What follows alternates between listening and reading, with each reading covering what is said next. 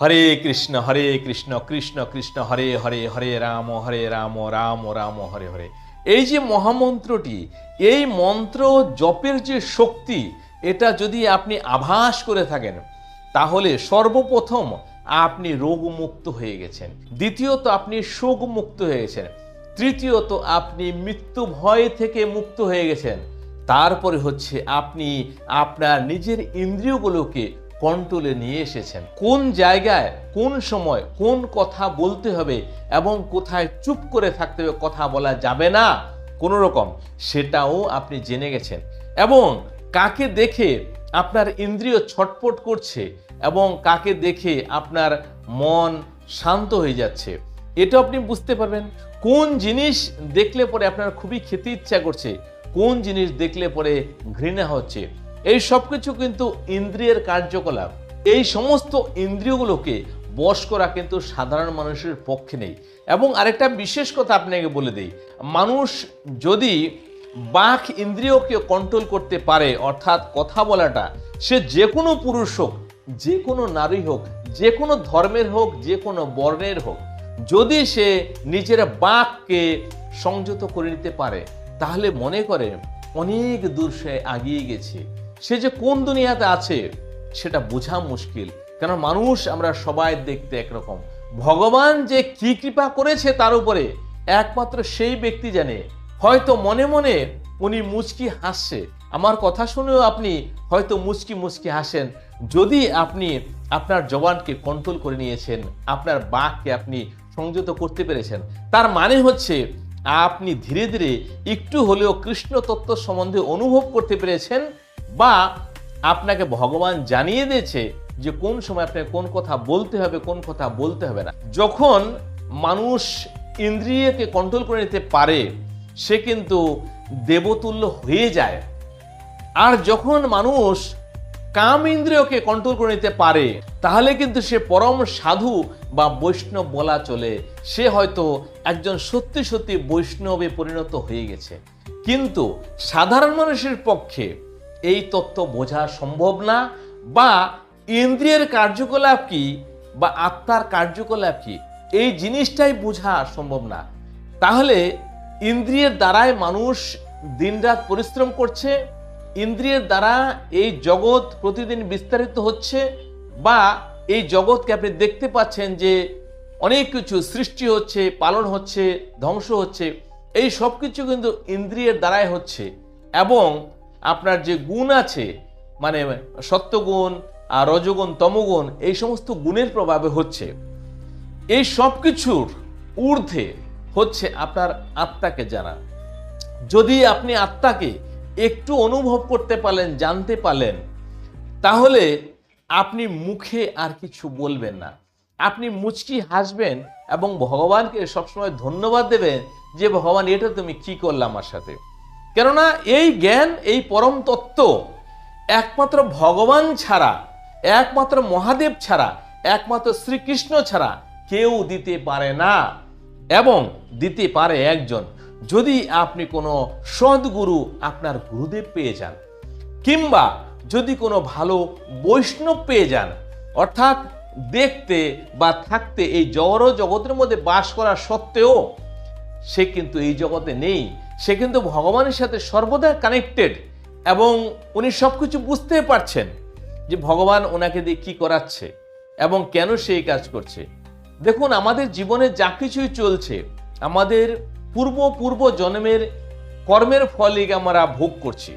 তাহলে যখন বিধির বিধানে আমার এটা লেখা হয়ে গেছে, আমার প্রারব্ধই যদি ভুল থাকে, তাহলে আমাকে সেটা এই জীবনে খণ্ডন করতে আমি পারি আর না পারি, আমাকে চুপচাপ থেকে বিধির বিধানকে মেনে নিয়ে চলতে হবে। ঝগড়াঝাটি করে কোনো লাভ হবে না। ঝগড়াঝাটি করা মানে হচ্ছে নিজের পায়ে কুড়ুল দেওয়া, বা বিধাতার শত্রু হওয়া, বা বিধাতার বিধির লেখনকে বিরোধিতা করা। সেটা না করে নিজের কর্মে বা ভাগ্যে যেটা জুটেছে, সেটা ভগবানই জুটিয়েছে, সেই কর্মটাই নিষ্ঠার সাথে করে যান। কেননা দেখুন, আমাদের নিজের শরীরটাকে দেখুন, একটু ভালো করে বিবেচনা করুন। আমরা খাচ্ছি মুখ দিয়ে, আর দানাটা মুখে দিচ্ছি হাত দিয়ে, কিন্তু হজম করছে কে, উপভোগ করছে কে? পেট। তাহলে পেটের দরকার, পেটে খিদে পেয়েছে, আমাদের সমস্ত অঙ্গ কিন্তু তার জন্য পরিশ্রম করছে। আমরা পায়ে হেঁটে বাজারে গেলাম, হাতে ধরে সবজি কিনলাম, বাজারে নিয়ে এসে, বাজার থেকে নিয়ে এসে রান্না করলাম, তারপরে আমরা খাওয়া দাওয়া করলাম, কিন্তু উপভোগ করলো কে? পেটটা ভুলো, পেটটা কি আনন্দ উপভোগ করলো। তাহলে যদি হাত মনে করতো যে শুধু আমিই খাবো, বা পা মনে করতো যে আমি পরিশ্রম করছি আমিই খাবো, তাহলে কি হবে? না, পেটকে দিতে হবে। পেট নিজে খেয়ে আমাদের সমস্ত শরীরকে সবল করে। তেমনি আমরা যতগুলো প্রাণী আছি, আমরা ভগবানের এক একজন এক একটা অংশ। যেমন বললাম, আমাদের শরীরের অংশ, পেট বলেন, চোখ বলেন, নাক বলেন, পা বলেন, হাত বলেন, এগুলো কি আমাদের শরীরেরই একটা অংশ। এরা সবাই সাহায্য করে পেটকে ভোজন করানোর জন্য। তেমনি ভগবান এই জগৎকে চালানোর জন্য আপনাকে আমাকে এক একটা দায়িত্ব দিয়ে একটা কর্মের মধ্যে নিযুক্ত করে ওনারই সেবা করাচ্ছে। হ্যাঁ, এটা ভুলে গেলে চলবে না যে ভগবান চালাচ্ছে না বা ভগবান এর মধ্যে অংশীদার নেই। ভগবানের জন্যই আমাদের সমস্ত কাজকর্ম করতে হচ্ছে। আজকে ভগবান আছেন বলেই আপনি জীবিত আছেন। আজকে ভগবান আছেন বলেই আপনার শরীরের মধ্যে চৈতন্য আছে, চেতনা আছে। আজকে যদি ভগবান এক সেকেন্ডের জন্য আপনার কাছে চলে যায়, তাহলে বডিটা ধাবাস করে মাটিতে পড়ে যাবে, এর কোনো শক্তি থাকবে না। এটা কোন শক্তির বলে দাঁড়িয়েছে, কোন শক্তির বলে আপনি কথা বলছেন, শুনছেন, আমি কথা বলছি, সেটাই হচ্ছে ভগবান। অর্থাৎ ভগবান দূরে কোথাও নেই, ভগবান সর্ব জায়গায় ব্যপ্ত হয়ে আছে। উনি আপনার ভিতরেও আছে, আপনার বাইরেও আছে। উনি প্রতিনিয়ত আপনাকে বায়ু যোগাচ্ছে, প্রাণবায়ু যোগাচ্ছে। এই প্রাণবায়ুর মাধ্যমে আপনাকে জীবিত রেখেছে এবং আপনার অন্তঃস্থলেও ঈশ্বর আছেন। সমস্ত ভাবনা, সমস্ত কর্ম, এই সব কিছু উনি হিসাব রাখছেন। অর্থাৎ আমরা যে মানুষ, আমরা আমাদের শরীরের ব্যাপারে সম্বন্ধে অবগত। কোথায় একটা পিঁপড়ে কাটলো, কোথায় কি একটা থাপ্পড় দিল, এটা আমি জানি বা জানতে পারি। কেননা আমার মধ্যে যে শক্তি আছে সেটা হচ্ছে অনুচৈতন্য, মানে একটা কণা মাত্র অনুভব আছে বা চৈতন্য শক্তি আছে।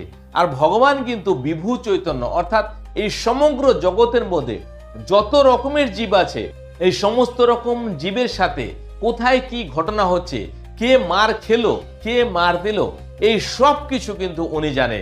অর্থাৎ ভুল করেও আপনি ভাববেন না যে ভগবান দেখছে না বা ভগবান টের পাচ্ছে না বা ভগবান আপনাকে ফল দেবে না। সব কিছুরই ফল হবে। আপনি যদি আমার কথা বুঝতে পারেন, তাহলে আজকে থেকে শুধরে যান এবং কৃষ্ণ নাম করুন। কৃষ্ণ নাম করতে করতে করতে করতে করতে করতে আপনি ভগবত তত্ত্বের মধ্যে আসবেন এবং আপনার সমস্ত ইন্দ্রিয় কন্ট্রোল হবে।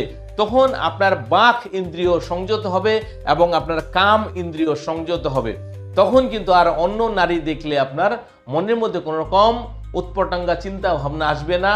বা আপনার স্ত্রী দেখেও যখন সময় দরকার বা আপনার স্ত্রী আপনার সাথে সম্ভোগ করতে চাচ্ছে, সেই সময়ই আপনি তাকে সন্তুষ্টি করার জন্য আপনি মিলন করতে পারেন।